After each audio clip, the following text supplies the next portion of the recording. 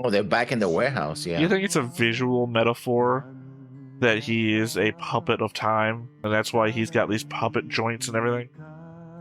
probably. Or a puppet of the circumstances. Well, I mean, more so Like that that. he doesn't have any free will, in that he Yeah. does, he seems to, but obviously that this time loop happens, And and so everything invoke, is. yeah, invokes that it's happened over and over again, which means he's a puppet to destiny. Hey everybody, welcome back to another Stone Face Reactions. I'm Theta, this is Lessons, and we are back with the final episode of Gosenzo-sama Banbanzai, Long Live the Ancestors. And once again, thank you to Henry for sponsoring this watch through for, if I guess, 50% of Lessons watch through of the series, and 100% of my watch through of the series. We do have a comment from Henry themselves. See, it's this episode that seems to more or less wrap everything up nicely, but when there's the last one, which muddles the narrative again, at least these were my thoughts when I first saw the finale, and I didn't like it that much. But I don't mind it anymore, and of course, you need to see it to fully evaluate the work of art. Also, it feels like we're already past the point of this mattering, but because you didn't acknowledge it, I want to point out that the cloaked man actually just spelled out that he played multiple roles, always carrying the elite motif of destruction and destiny. I completely forgot he said that, otherwise I wouldn't have commented it before. And I might add that the characters who got crushed at the end are all fine. Okay. I mean, they don't have to be. No, I mean, I kind of that was kind of the point that they were dead, and so that's why we understood them to not be no longer in the fine line. But then nobody disappears or anything like that. So Well, I'm bringing up the board now for no other reasons that's than I why. have the board up. Mhm. The idea is that everybody from here on up doesn't matter at the end, I guess, because technically she doesn't get crushed by the AC No, unit. I don't think. she's supposed to already be pregnant Yeah, so she at could this point, right? already have Bunmei Yeah. in the oven, as it were. In which case, Bunmei would then go on to start his own family or whatever, and then, has her. Sorry, I've forgotten to put this down here. Obviously, Yeah. I re-added them back into the Hmm. timeline of things. She is his granddaughter, while at the same Hmm. time, uh, he is her son, but also he is uh Inmaru's Father. son. No, he is. Well, technically, there is an element of that, isn't there? That's what I was saying. I forgot to put down in that Bunmei is Inmaru's son, but also his he is his great grandfather. Also, Bunmei's. it's interesting that he is Muroto, unless he changed uh, his family name or Well, Maroko. technically, she could get remarried, and Exactly. then He would have the new father's name, family name, patronym, right?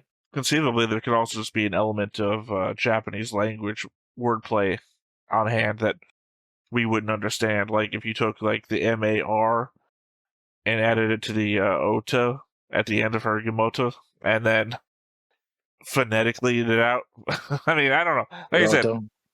yeah, Mar from her first name and ota from the end of her last name, even though it Mhm. doesn't work in that same order. I'm just saying there could be Japanese wordplay at work here Mhm. that would be meaningless to us from the outside.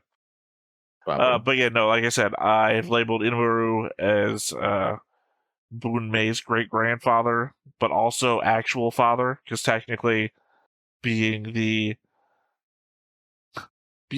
son of his of his granddaughter makes him his great grandson, even though it's also technically his son, in that it is his relationship to his granddaughter that his relationship is measured by, and not his directly own relationship. Anyway, my point being is I completely forgot to associate Inmaru's own relationship to him based on the relationship of his mother to him. Anyway, I think the point that we started this by was that it didn't matter if these people were alive or dead. I guess it does matter to the wrap-up of whatever episode 6 is going to do. Yeah, so I guess it's all Maroko and Brune. Or someone else. Well, no, if everyone else is alive, as per Henry's comment, that they're all just fine. Yeah. Then this could be the postscript, head bow, final curtain thing. Maybe. I guess. Well, that seems they could have done that. Well, I guess for timing reasons, they couldn't do it the last time. I don't know.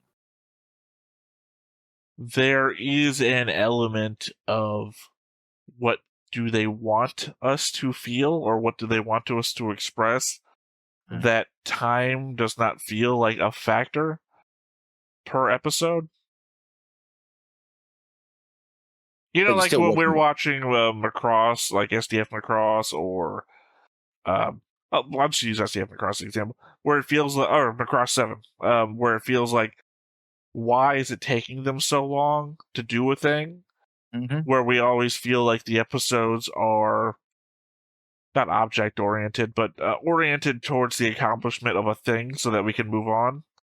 These episodes don't feel oriented in that same manner, but they aren't trying to achieve a thing, but rather are trying to express an emotion and are using the time to make us feel the way that they want us to feel. Yes. In which case time itself is not a thing that needs to be measured. We're not rushing to a thing, or we're not limited to the time we have at hand to make sure that a thing is accomplished, right? We don't care if Macross 7 falls into the sun, because Macross 7 falling into the sun isn't the point of the episode, if it was this I'm talking about.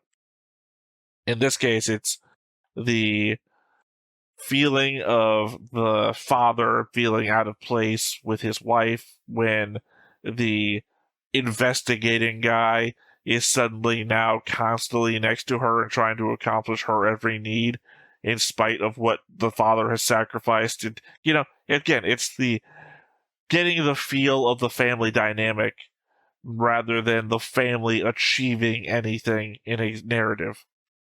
Yeah, but I think okay. Have I talked you into hating? No. I'm talking about the fact that you're still working within as a creator, you're still working within specific time frames.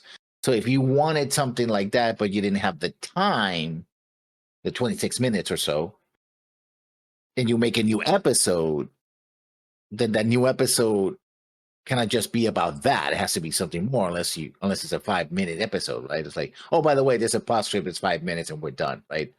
So that's what I'm talking about. Because yes, we have the narrative time sequence thing that is all over the place, because that's what they're playing with all these elements.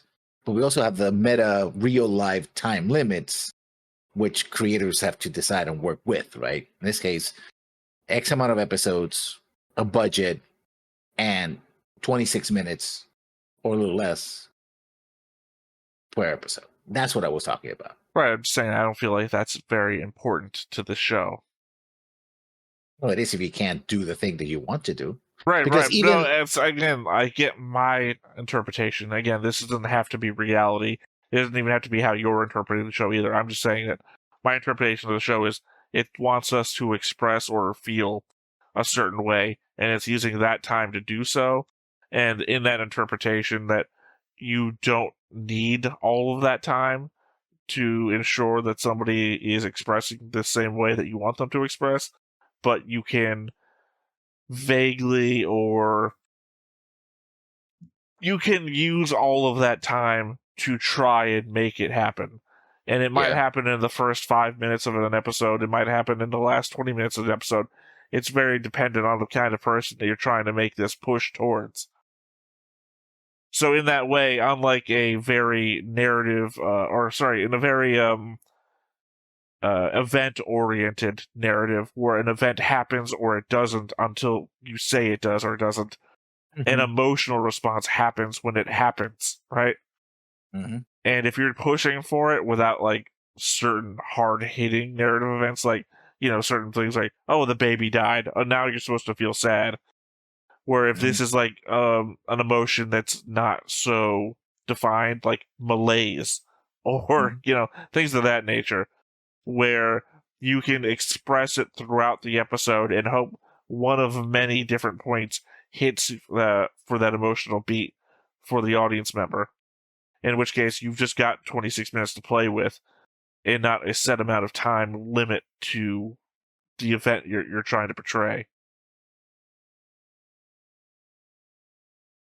You know, we should watch the episode and see if that plays out. Well, just remember, because it's more of like a stage, a play that's happening in front of you, and less expressed in like the form of a normal anime narrative. I feel like, again, I feel like this is also the kind of show where we could have discussions like this, where it's not like, again, like Macross 7, where we're both like, they didn't need all that time that they spent.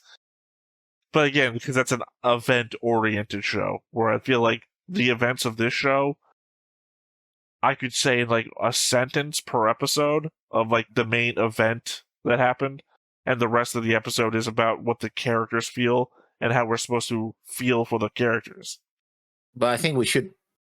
I think in that vein, I think it's very important because and the question is, if it isn't event driven, how exactly are they going to use the time available to express whatever it is that they're going to express, or more to the point, elicit from us a emotion or series of emotions? I don't know. I think I'm kind of biased towards that by the element that Henry said that you could probably finish this on episode 5, so that I have no idea what episode 6 is going to try to elicit, given the fact that Henry thinks that you get everything by episode 5. So episode 6 could be anything, or it could be so emotionally barren as to be nothing.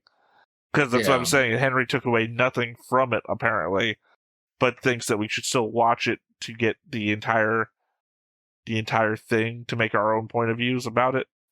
So, I will say, to the point of event-driven narrative, is that it feels like most of the time, I would say there's like maybe a couple of examples that work against me here, but most of the time, the most important event narrative of these episodes happens right at the very end. Like episode 2, when Imuru and Maroko leave to go live on their own, leaving the father behind, happens right at the very end of the episode. So that is like a defining point in the narrative of what's happening in these characters' lives. End of the episode, because it's not important, or it's not as important as how you're supposed to feel about the characters' relationships. Conceivably, the father robbing a bank happens off screen, so important event, not important here. All right, well, I guess let's go ahead and hop on into it. And then remember to remove the overlay, remove the board. Just give me a sec. Oh, because I remember that I was using my Gundam back. Yeah, I didn't think it mattered that much, so I wasn't going to say anything. Might just be the one episode of Long Live the Ancestors where a Gundam shows up. Oh man, I was on theme. Are you ready? Ready. 3, 2, 1, go. But before we get started, make sure that you hit the like button, hit that subscribe button, comment down below to feed that algorithm. On top of all that, if you want to watch more shows like this, unfiltered, uncensored, and uncut, as well as some early access stuff, you can check it out over on the Patreon. It's just $5 a month, but hey, no pressure. There's zero pressure in order to do that. It's just a little bit of extra support, and it would be greatly appreciated.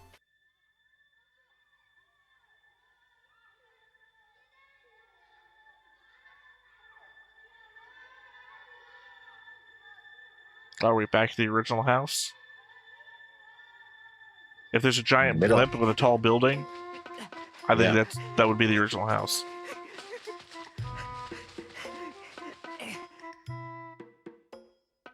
The middle of nowhere. Well, that's where the original house was, too. He originally saw her hat in a field that looks like this. Of tall grass, I take it.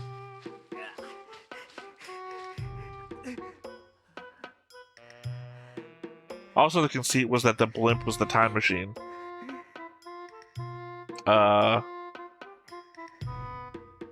This is them. That's him as a kid, and the dad with the golf club.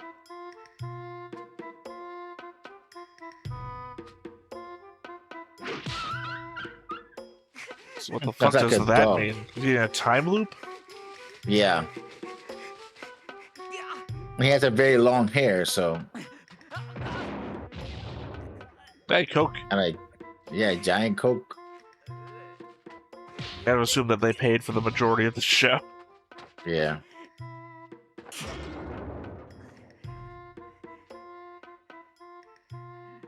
And a cola machine in the I think middle we're of nowhere. visiting. I think we're visiting locations we've been to in previous episodes.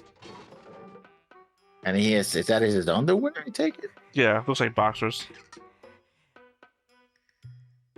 Oh.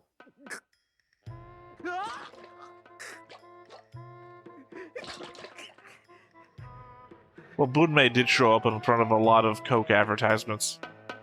I think that's the original building, but now it's all trashy. Come on, is there a blimp at the top? Something crashed into I it. don't remember it being this tall. Nope, no blimp.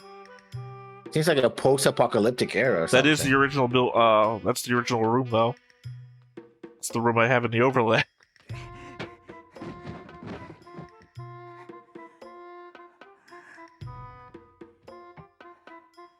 The blimp was supposed to be this guy's time machine, so if she's here, maybe she's going back to the future.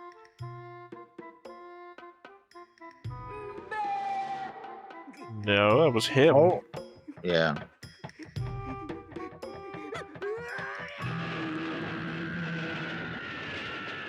Maybe the idea is they fucked up time too much? Maybe. Or he was just asleep?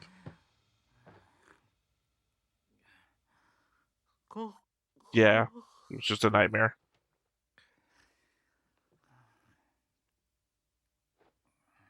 This is the first episode we've gotten without, like, the narrator talking about nests and birds and whatnot.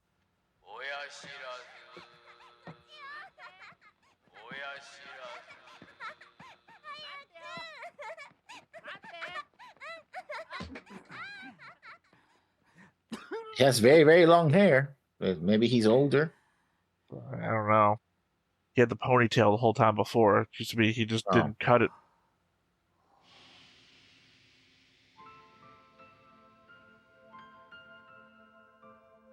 Is that her?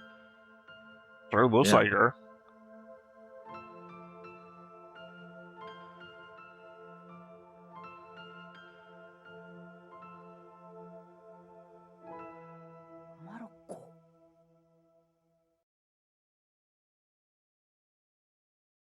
Papillon dream. Papillon. Dream of prison? And that's it. The episode's over. Yeah. No, to be joking. To be fair, I Yeah, had no. literally clicked the episode just to make sure that it wasn't actually over. It's not. It's got 22 minutes left. Oh, Hmm. you know, I would love it if that was it, and there's 22 minutes of black screen after this. Yeah. I mean, look, if we're playing, Papillon, if we're like playing, it's- if we're playing with the medium, right, Mhm. and your audience is gonna be looking at the clock to see how much time is left, Yeah.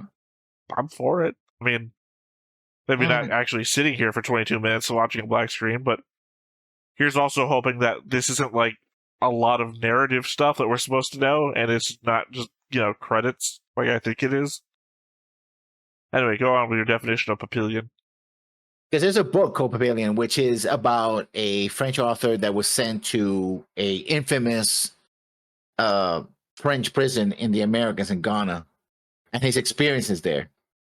So Papillon, which is French, the dream of Papillon would be an entrapped or prison dream? A French convict in the 1930s befriends a fellow criminal as the two of them begin serving their sentence in the South American penal colony on Devil's Island, which inspires the man to plot his escape. The greatest adventure of escape. Steve McQueen and Dustin Hoffman. Dustin Hoffman. Yeah, I know. I was looking up. We at the time. It's also, by the way, a city in Nebraska. Papillon. Papillon. French word papillon literally means butterfly. So, butterfly effect, butterfly dream? Maybe. Somewhere else we've seen before. Ramen chop.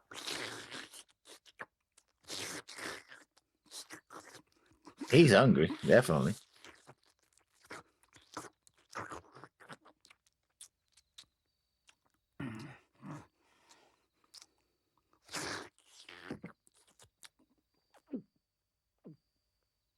Really hungry. We legit have no idea what he's been through since the last episode to now, other than surviving an air conditioner crashing on him. いい味出してるじゃない。俺もいろんなそばを立ち食ってきたけど、正直驚いたぜ。お冷やいらねえのかい。ポリタンク入りの白物とはわけが違う。Is he talking to the script, to the not breaking the fourth wall, I guess. Technically, he's done that since the first episode. Yeah. Like, he's had scenes where he's, like, stood in front of the door, and the background was just black. Like, he's, like, standing in front of a prop, talking to the audience. But technically, someone here has kept asking him if he wants water, so I assume not talking to us. そりゃそうだ。まっとうな人生歩んで家族とか家庭とかそういうもんにありついた人間がこんな時間にそばなんぞ湯がいちゃいない。こんなところでそばなんぞすすってもいない。お客さん東京？もう何年も帰っちゃいないけどね。尋ね人。わかるかい？長いことこの商売やってる。Okay, still on the run from the robbery, I guess. そのどちらでもあり、どちらでもなし。なんだいそりゃ。聞いてくれるかい？ Oh, he's gonna. Is the entirety of the show him retelling the story? Yeah.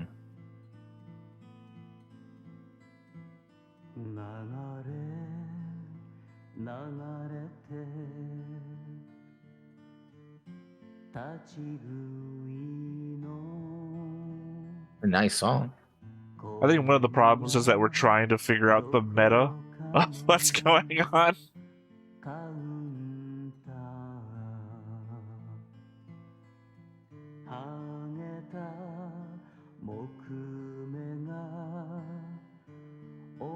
God, his lips are so freaking weird. Like, there's a thick layer between where his lips on the outside and the inside, and his teeth start.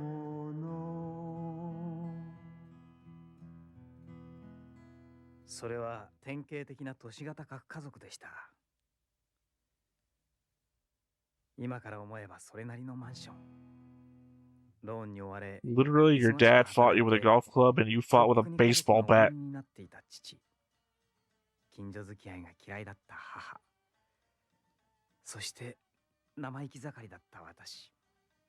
Is that where you see your hat? 来る日も来る日もベランダから身を乗り出して風が運んでくる泡立ちそうのざわめきに耳を澄ましていた私。何も変わらない。変わりようがない日常に破壊と混乱をもたらしてくれる誰かを待ち続けていた私。I hate people like that. People that would rather chaos than boredom. 来てはいけなかった誰か。セイタカ泡立ちそうの花の燃え上がるような黄色に身を包み、彼女はドアの前に立った。Just kind of like retelling what happened. 彼女が現れたその日から、俺たち一家は退屈極まりない。I guess it makes sense to our previous discussion about having you feel away and then the events just happening. It feels like he's trying to tell you how you should have felt, or what they were trying to make you think. ある日突然近未来から自分の孫娘が訪ねてくるなんて話信じられるかい？立ち食いそば屋は SF を信じない。だろうな。俺も信じなかったよ。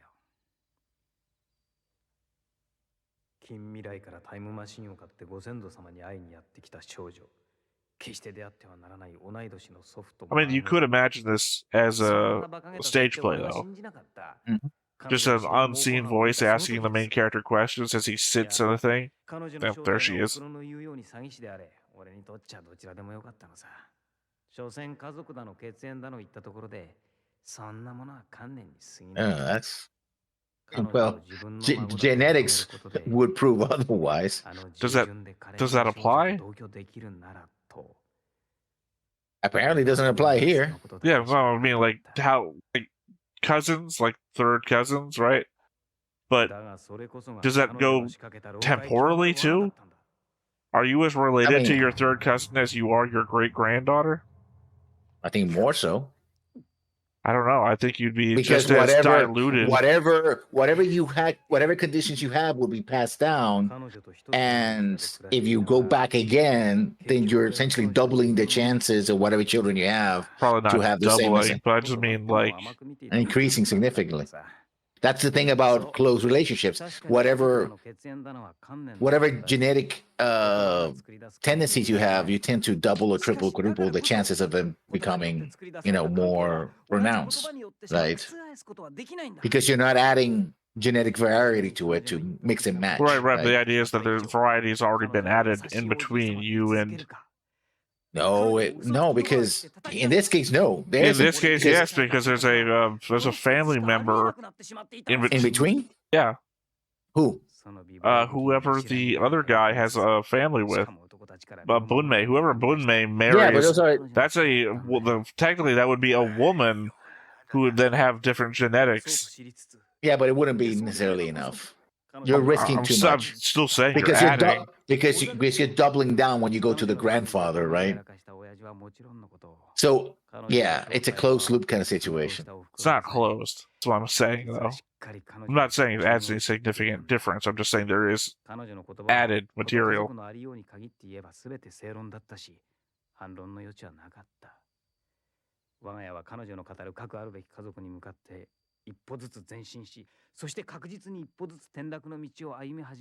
And by the way, as per Bunmei's original thing before he revealed that he was part of this whole loop too, is that he's the time cop who says this is all illegal from doing.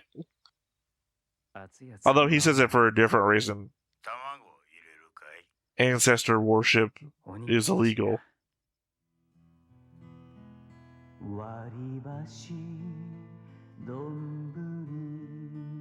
He's now reading out the menu, basically. It's also kind of funny to think that Coke would have heavily invested into this incest narrative. Yeah.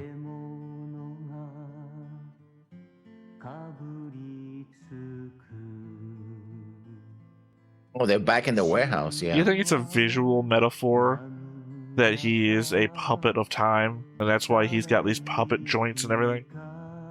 Probably. Or a puppet of the circumstances. Well, I mean, more so that he doesn't have any free will. In that he does, he seems to, but obviously that this time loop happens. And so everything invokes that it's happened over and over again. Which means he's a puppet to destiny.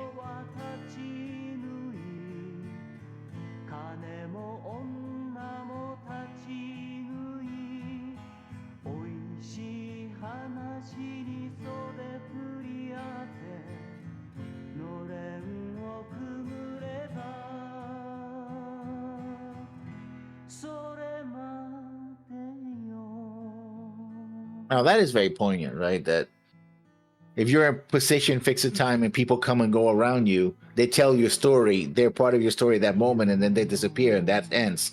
Their lives continue. For them, you were just a brief stop.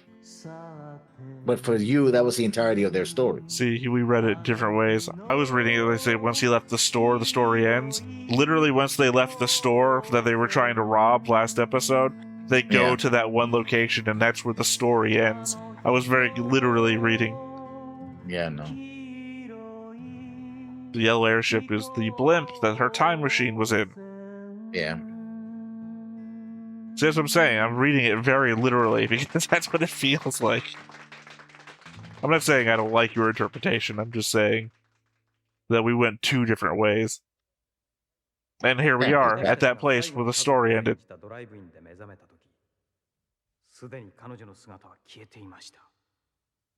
何の前触れもなく。 Yeah, but who cleaned up the AC unit? 買い物に出たような気軽さで。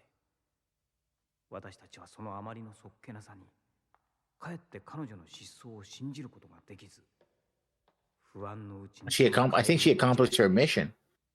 She's always wanted to have his baby. I don't know. He was hot for her from the moment she showed up. That's all she wanted. She could have gotten that Yeah. day one.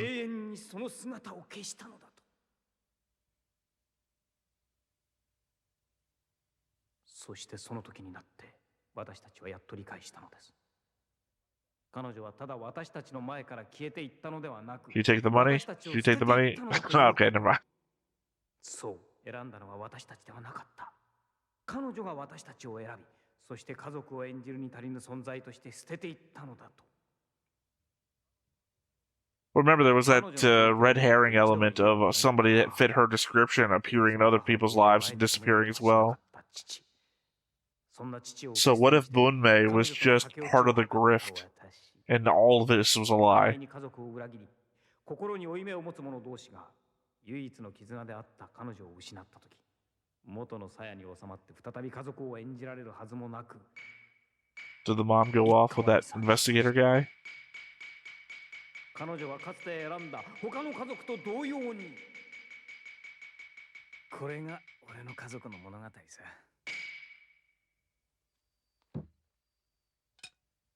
So again, we're going. Is it a grift or is it a real thing? I mean, you said she chose another family, so it feels like we're going with the grift. Yeah. Poor dad. Oh, I was right. Yeah. She was the smartest one. Makes sense. Oh, well, never mind. She ended up in prison for extortion. Or why soba shops? Probably because he got locked up outside of one by that guy who's Bonmei. I think I'm right that the grift story was the real story. 彼女の顔を思い浮かべるだけで、彼女の名を口にするだけで、切ないような、懐かしいような。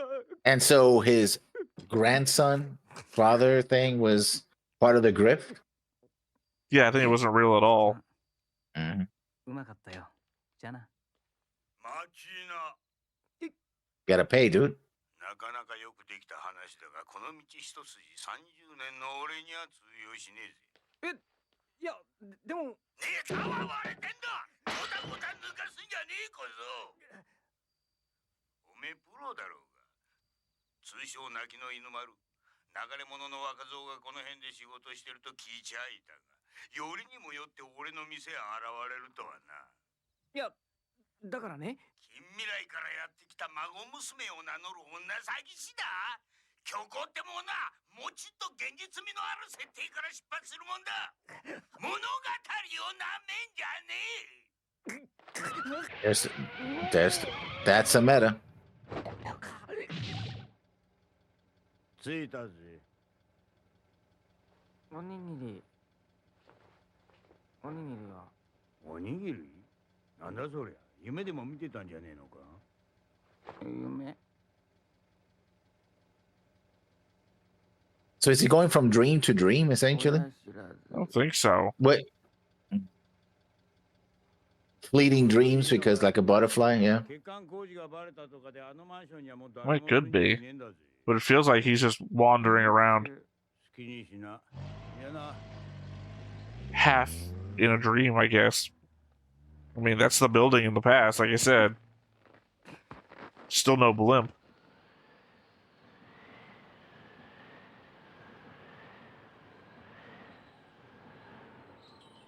It's more like life is but a dream sort of thing. Which included a tower, by the way. That story. Well, yeah, again, that's exactly where the episode 1 started from. Mm-hmm. So it's not like he dreamt up a tower. He's just remembering where he used to live. Now, if I knew how to read kanji, I knew what that sign meant, but... Probably condemned. Just a guess based on visual clues. Although I'm pretty sure there was a sign like that in the first episode too. I just don't remember what it was. Probably says Coke. All he said.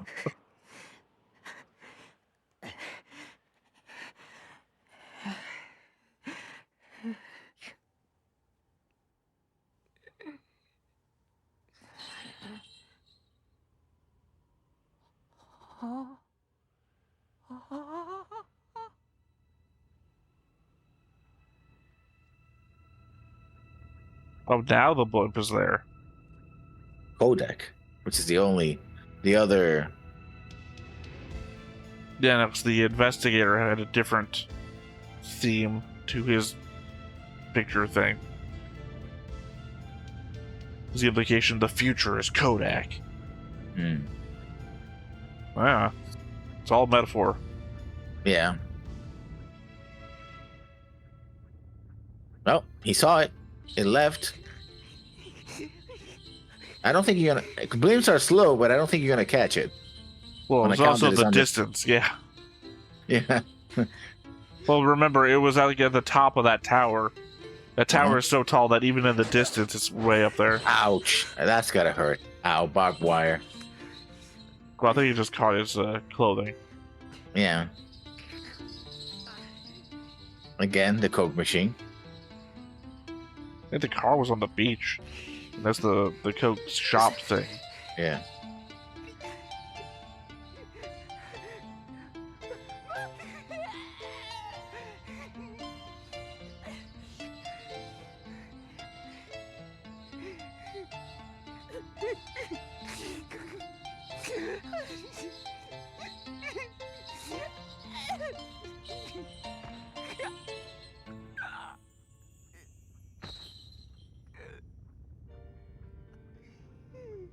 Also, conceivably, it's just floating away, though. If it was actually a time machine, you'd think it would do something else. Like disappear or something.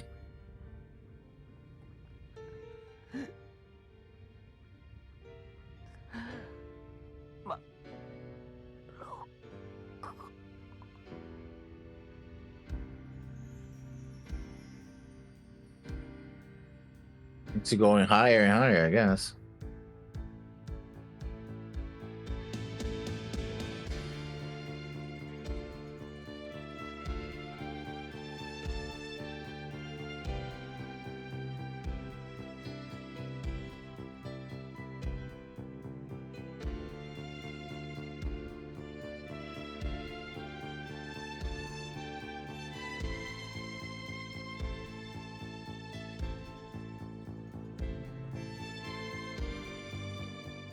Yeah, Nikon. That was the other one. And that, yeah.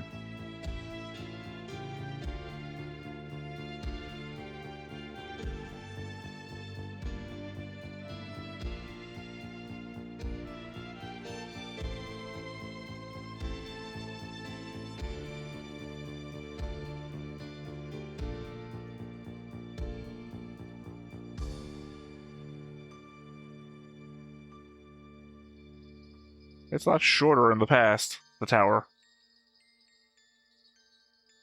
Perspective, I guess.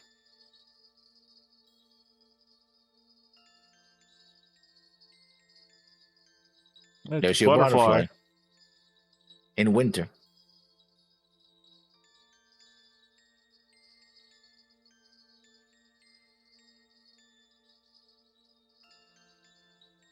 Implying that this is a dream? Literally butterfly dream. Or simply that this was sort of story that it doesn't really matter, right? His life never really mattered. He dies in the snow. It was all for nothing.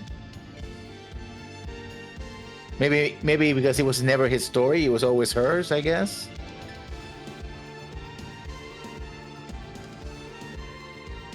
I don't know. Because even if the time travel element was true, then no element of it was particularly more important than any other element of it.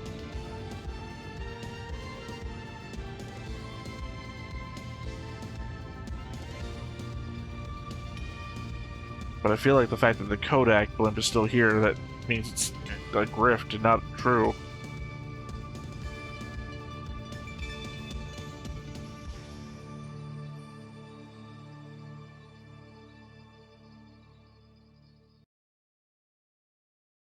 Okay. But yeah, That was it. the fact it just freezes at the last moment, like, oh wait, I was expecting something to happen.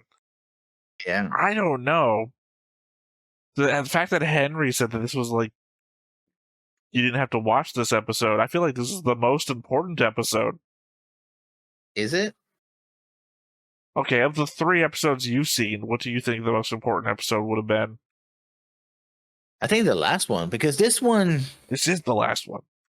the previous one, second to last one, the 5th episode. I think this is just a sort of commentary on endings, right? Oh, we're gonna give you one ending, which is and roll credits. Okay, that's an ending. Then okay, that's not enough. What about telling a story? Well, all these are dreams, right? It could end on him getting killed by his father before anything that happens, right? It could end on him try to kill himself, right? End the story there, but that doesn't happen either. It could end with him realizing that it was a grift, right? Hey, my family's over. Everything's she's just a liar. Or it could end on it maybe was true, but it was never about him, right? It was always about her. He was ultimately it was her voyage to the past and all that. That's what really matters, and what she got out of it or not. And he was like, once that part of the story was done, it's done. I mean, he dies because there's no importance to him anymore. If you believe that that's true, then how could you believe that this is the most important episode? Because either you want the previous episode, which just says things are this way, no need to think about it, or you have this introspective episode about what could be and still trying to figure it out with the character's last moments on screen. I think in terms of importance, I mean, I think, to be perfectly honest, I feel it's self-indulgent. It crosses a line, for me. It's like, oh, we're so high art that we're gonna be so recursive that to me it comes to a point where it's like, yeah, I don't care. I think I care that you tried. I realize you're saying that, but I don't think that when we were sitting here for the last 26 minutes, I got a I don't care attitude from you. I feel like you were actually trying to figure it out. I was expecting something else, and when I realized the last shot, it was like, oh, so that's what you were trying to do. At least my interpretation of it. Although this feels also like the kind of work that if you were to say talk to the director or the writer, it's like, well, I don't know, death of the author. It's whatever you think it's important and matters. So my take on it that is self-indulgent is as valid as someone says like it's the greatest work ever, or your take was like, oh, this is interesting and the most important thing. This work is not attempting to say anything at all. It's simply an expression. It's very artistic. Try to high art this stuff using very shallow elements. And I kind of seen it before. I mean, I've read and saw, Waiting for Godot. I've, 6 characters. There's 6 characters looking for an author, right? That sort of meta expression is nothing new to me. And while interesting and fascinating, ultimately, I think literally the message is life amounts to nothing. Don't worry about it. I think you're a product of, it's a conversation we've had before about newer entries into a medium doing things better than things of the past. So, like, you get into a conversation about some interesting new element of storytelling that you've seen for the first time, like somebody who's watched Memento for the first time, and you talk to that with somebody who read the book, for example, not Memento specifically, but as you're describing, you've read these previous examples of that. For those people, it's not something new, but still it's new for the new person who's getting into it. That there is an element of, God, I feel like we've had this discussion before, specifically about like when you watch like a sci-fi movie from like 1960 that does something for the first time, but it's tinged by the fact that it's the narrative storytelling of the 60s versus newer storytelling today that does it in a brand new movie, and they've refined the process via which to tell that narrative, and the graphics are better and the acting is better and that sort of stuff. So somebody watching today and you say, oh, but you've got to watch this, the original example, and they're like, oh, that sucks, especially by comparison, and you feel that in you that, oh no, but if you were living back then and you watched it back then, that is like high art. I'm not saying just because I find it self-indulgent doesn't mean that it has no meaning. No. I'm not like critiquing I'm literally not critiquing your critique. I just feel like that's the product of what I feel like is coming from your critique, that you have experienced this before. So for you, this is just another in a sequence of things. Yeah, because this is, non-linear. There's always been attempts to make non-linear storytelling. The problem is that, like we were talking in the beginning, there's always the meta of people exist in a linear expression, right? So when you muddle the water, say Rashomon, you've seen what Rashomon, right?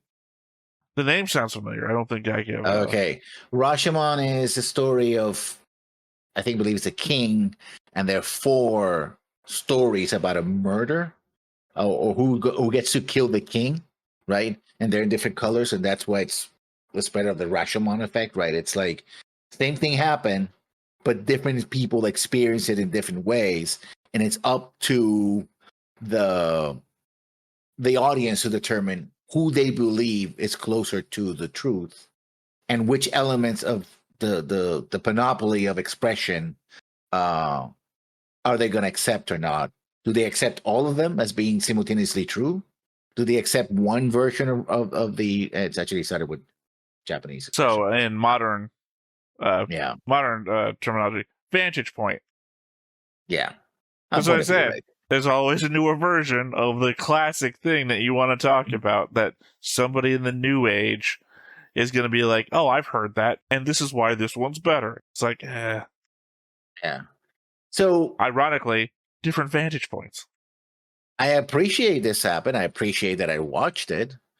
It certainly challenges the mind, right? It's not something you can go like, okay, I watched it, and then this is definitely not something that you can switch off and go like, but why are they introducing this with different animals, and what has to do with the fact that they're on the beach this moment, but then there's a blend, right? There's a lot of elements that are designed to, and that last bit where he's dying, right? He's dead, and he's recounting all the things that happened, all the when she appeared with this and that.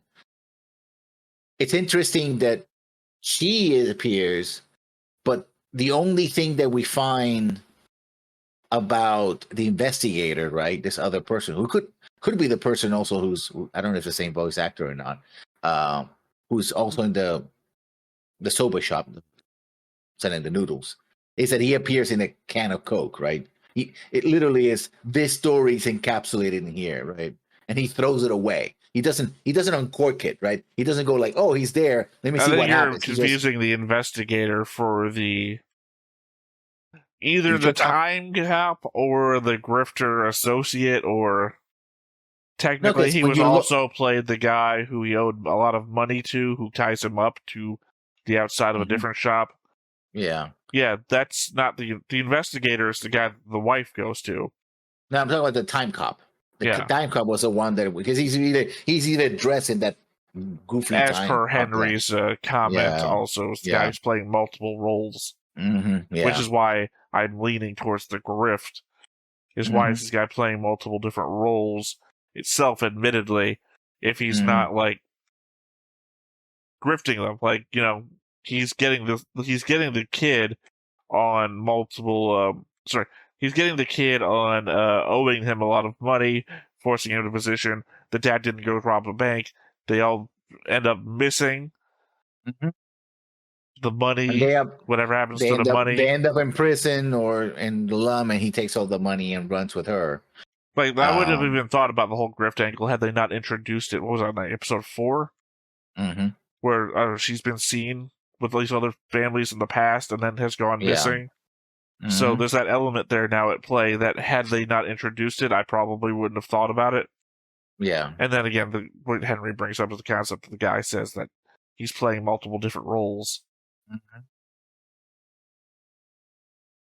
And the only person who figures this out is the investigator guy that the wife goes to, who is outside the whole familial loop thing. Yeah.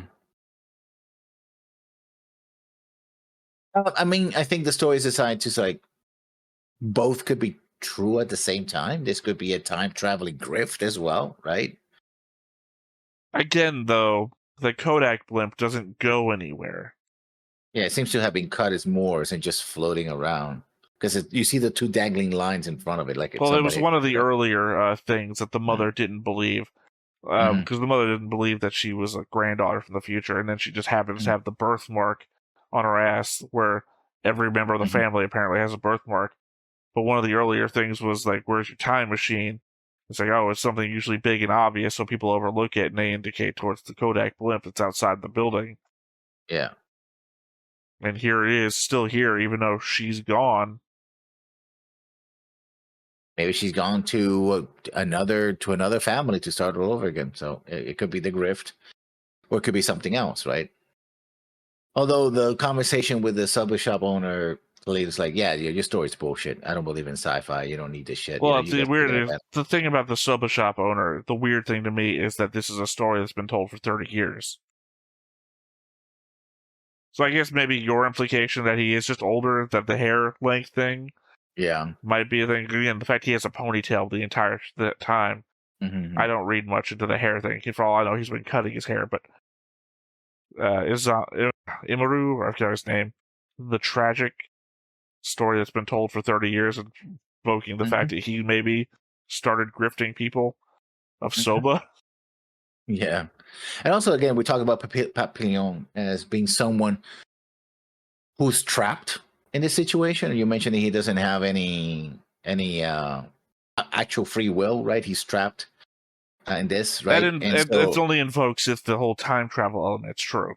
Yeah. If it's a grift, then that doesn't play for anything. Oh, again, it does, because he was looking for something to escape his family. She comes in, wrecks everything, but at the end of the day, it doesn't make him any freer than anything. You know, he loses everything anyway. So it was all for nothing. Oh, you brought chaos to my family. What is chaos? Ultimately, it's death. It's nothing, right? Well, I mean, if you play that out, then ultimately he got what he wanted. As per his narrative, when he's like looking over the thing, he was looking for somebody to sow chaos and destruction into his mundane life. So ultimately, he got what he wanted. Yeah. Regardless, grift or time travel. Yeah. I think, again, and ultimately, I think this ending is about endings. That's what it is about. I don't know. I still think it's the more important episode of all the episodes, because without this, none of the other endings have any meaning. Why not? Well, because they're just mundane endings. Yeah. No, I mean, mundane. They don't leave you wondering what happens next. They are just points on which you could end the story on, right? Like, everyone gets crushed under an AC unit, and then great grandson and great granddaughter go wandering off into what Like, or Back to the before Future? that, guy collects on the money that he's owed as girl dances in club. Or, it's just a bunch of endings Yeah. that don't really mean anything because the narrative isn't as important as per the previous discussion at the start of the episode about what the point of every episode is, versus this encapsulates every one of those into the overarching story of what happened here. I think ultimately, even the title itself, because stories are always stories that are told ultimately in the past, things that happen. Even if we're talking about the future, when you write them, once you write them down, they become something of the past. They're done. So, glory to the ancestors is you're worshiping something that it's already done. Don't do that. Move forward. Well, I mean, Forget that about was it. the meta of like the first couple of episodes where the time-traveling cop comes back and says ancestral worship is illegal in the future because people do shit like this. But then again, that could have been part of the grift. Mm-hmm. Then I have to wonder, is the Nikon investigator part of the grift? Because he's the one that introduces the idea that this is a grift in the first place.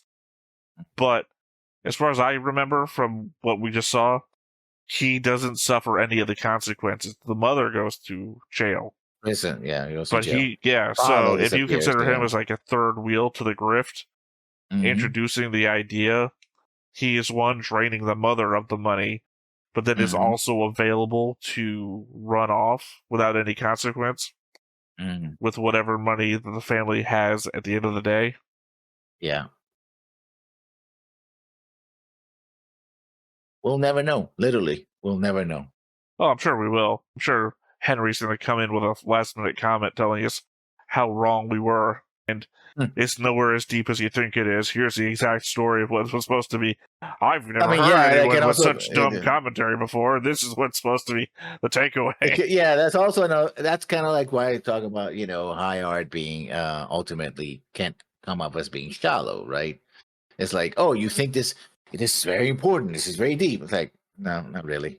It's when the dog licks his balls. It's just a dog licking its balls. I mean, anything can be as deep as you want it to be. Yeah. Like most things are shallow. They try to be deep, but no, I mean, you can probably make things deeper than they actually are. That's what I'm saying. Anything can be as deep as you want it to be. Like halfway through, and I'm like, oh, do you think the fact that they all have like puppet looks to them is because they're actually puppets of fate? Like, that's like, normally I'd feel dumb as hell saying something like that because that does feel like I'm trying to be artsy fartsy, real deep shit. But it's like I'm actually been commenting about his puppet, like, our articulation the entire time. So that actually felt like what might actually be at play here. Once again, assuming that it's not a grift. If it is a grift, then I got no fucking idea why. But my problem is, I'm leaning more towards the grift being the truth and not the time travel element. In which case, I'm still at a loss as why he's got like puppet articulation. It's just an art choice. It's just an art choice. Yeah, that's it. They just chose to animate him like that. Create him. Fair enough, but I usually prefer to have more of a reason behind the animation style. Like a meta narrative would have been more at play for me than this is just how we chose to animate. Either way, that was Gosenzo-sama Banbanzai, episode 6. All right. Whatever you think about it, it's as valid as everything else. All right. Well, once again, I have been Theta. This has been Lessons. We've been Stone-Faced Reactions, and we will catch you next time. Bye-bye. Hey everybody, thanks for watching another Stone-Faced Reactions. If you have an idea of another video we could go ahead and watch, go ahead and put it in the comments down below and we'll add it to the wheel. Be sure to like, comment, and subscribe, and let us know what you thought about this video and what parts you liked. And until then, we'll see you next time. Is this too goofy?